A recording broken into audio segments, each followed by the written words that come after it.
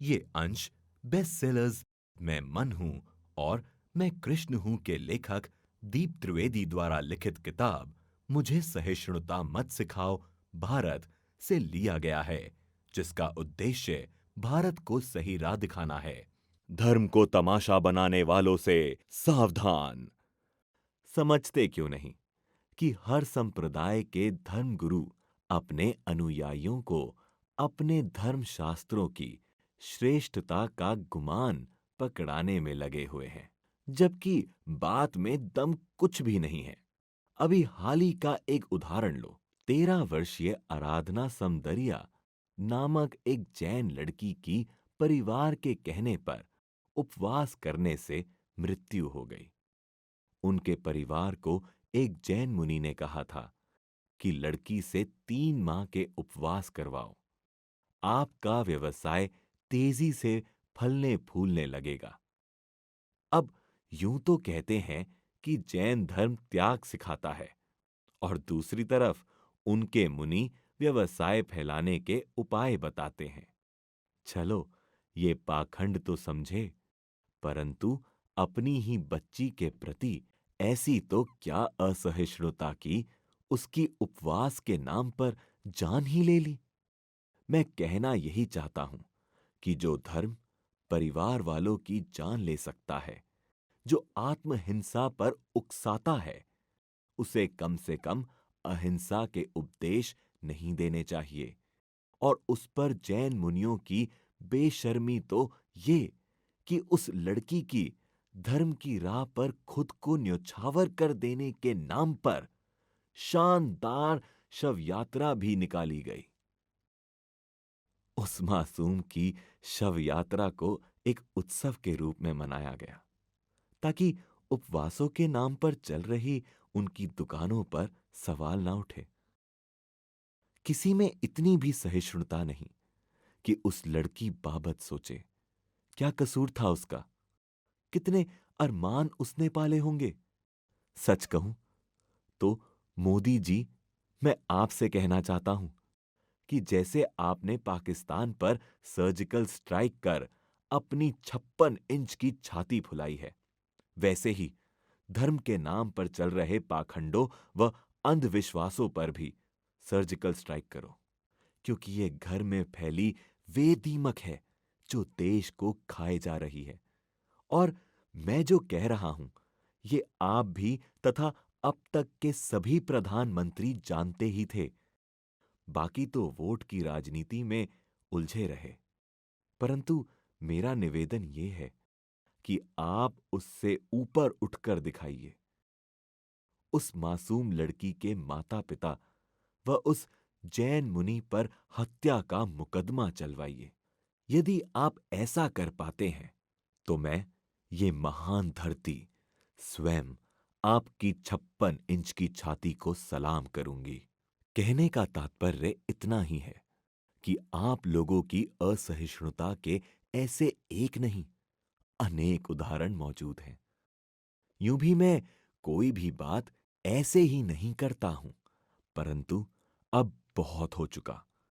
और फिर आपकी बेहतरी के लिए भी अच्छा ही है कि अब इस धरती की सहिष्णुता में घुल मिल जाइए। और मैं एक बार फिर कह दूं कि मैं ये सारी बातें करुणा से भरकर ही कह रहा हूं, आपके भले व आपके उद्धार के लिए ही कह रहा हूं, आपको किसी अनहोनी से बचाने के लिए ही कह रहा हूं, आपको नीचा दिखाने या आप लोगों को अपमानित करने हेतु कतई नहीं कह रहा हूं। यूं भी अहंकार तथा असहिष्णुता के अलावा आप लोगों में अन्य कुछ खराबी है भी नहीं। अन्यथा तो आप प्रतिभावान लोग हैं। स्वयं भी आगे बढ़ें तथा आपके जरिए ये देश भी आगे बढ़े। इसी एकमात्र उद्देश्य से मैंने थोड़े कड़वे तथा व्यंग्यात्मक शब्दों में सहिष्णुता का ये सबक आप लोगों को सिखाया।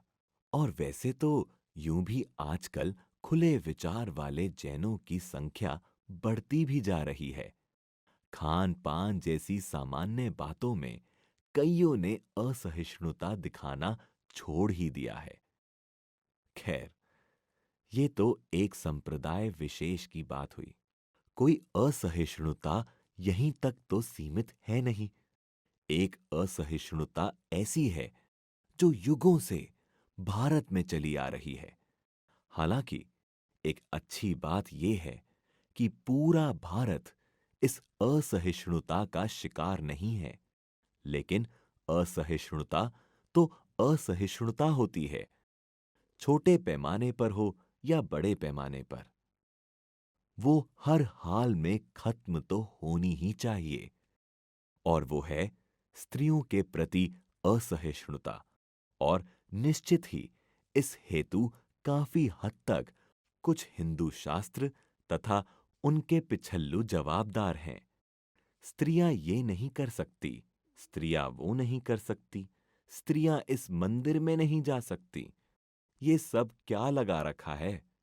और हिंदुओं का तो एक संप्रदाय ऐसा भी है कि जिनके संतों को तो स्त्रियों की शक्ल तक देखना गवारा नहीं है। स्त्रियों को देखने मात्र से उनका धर्म भ्रष्ट हो जाता है।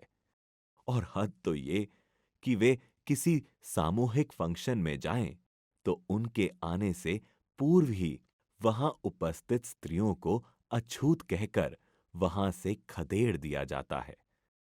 अपने को जन्म देने वाली स्त्री के साथ ऐसा तुच्छ व्यवहार इस स्वामी नारायण संप्रदाय के एक समूह द्वारा स्त्रियों के साथ किए जा रहे ऐसे तुच्छ व्यवहार ने मेरी सहिष्णुता को बुरी तरह कलंकित किया है। ये तो ठीक है कि मेरी धरती के लोग सहिष्णु हैं, वरना अन्य देशों में जाकर वहां की स्त्रियों को खदेड़ कर बताओ तो जानूं। अतः आप लोग भी जागो और स्त्रियों के साथ कर रहे इस व्यवहार को खत्म करो।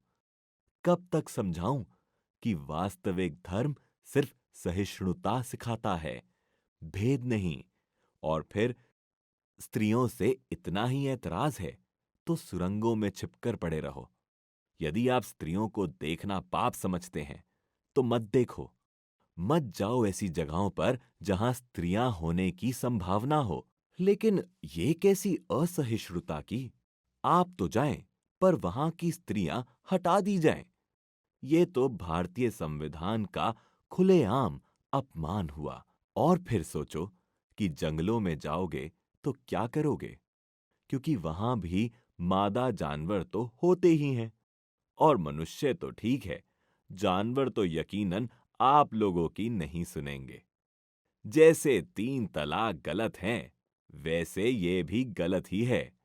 मानता हूं कि आप लोगों ने देश विदेश में अनेक श्रेष्ठ कार्य किए हैं, परंतु उससे स्त्रियों के अपमान की इजाजत नहीं मिल जाती। और मोदी जी, आपने स्त्रियों को आगे बढ़ाने हेतु अनेक मुहिम छेड़ी हैं, परंतु दुर्भाग्य से लाल किले पर आपने पगड़ी इसी संप्रदाय के एक संत से पहनी, जो स्त्रियों को अपमानित करते हैं। क्यों? क्या आपने ये नहीं सोचा कि इससे स्त्रियों के विरुद्ध अपनाई जा रही मानसिकता को बल मिलेगा? नहीं, जो गलत है वो गलत है, और गलत को जड़ मूल से उखाड़ फेंकना यहां हर एक का कर्तव्य है। और खासकर एक प्रधानमंत्री का तो देश के प्रति यही कर्तव्य है। सुनने में मजा आया तो आप इसे पढ़ने का मजा भी ले सकते हैं। मुझे सहिष्णुता मत सिखाओ, भारत। ये किताब अंग्रेजी, हिंदी तथा गुजराती में सभी प्रमुख बुक स्टोर्स और ई-कॉमर्स साइट्स पर उपलब्ध है। कैसे अनपढ़ एडिसन 1000 से ऊपर पेटेंट्स रजिस्टर करवाने वाले वैज्ञानिक हो गए? कैसे पेट्रोल पंप पर पेट्रोल भर रहे धीरू भाई इतने बड़े व्यवसायी हो गए? कम पढ़े लिखे व स्कूली शैतान कैसे स्टीव जॉब्स हो गए? सफलता के पैमाने अनेक, कारण सिर्फ एक, मन की शक्तियां। मन की शक्तियों को जगाने तथा एक सुखी और सफल जीवन जीने के लिए पढ़िए दीप त्रिवेदी की बेस्ट सेलिंग किताब मैं मन हूं। मैं कृष्ण हूं। विश्व की ऐसी पहली किताब है जिसमें कृष्ण के संपूर्ण जीवन को गहरे रिसर्च के बाद एक सिलसिलेवार कहानी के रूप में लिखा गया है। दीप त्रिवेदी द्वारा लिखित इस किताब में कृष्ण स्वयं अपने जीवन की कहानी को बतलाते हैं और अपने हर कर्म के पीछे के मुख्य कारणों पर चर्चा करते हैं। ये किताब अंग्रेजी, हिंदी तथा गुजराती में सभी प्रमुख बुक स्टोर्स और ई-कॉमर्स साइट्स पर उपलब्ध है।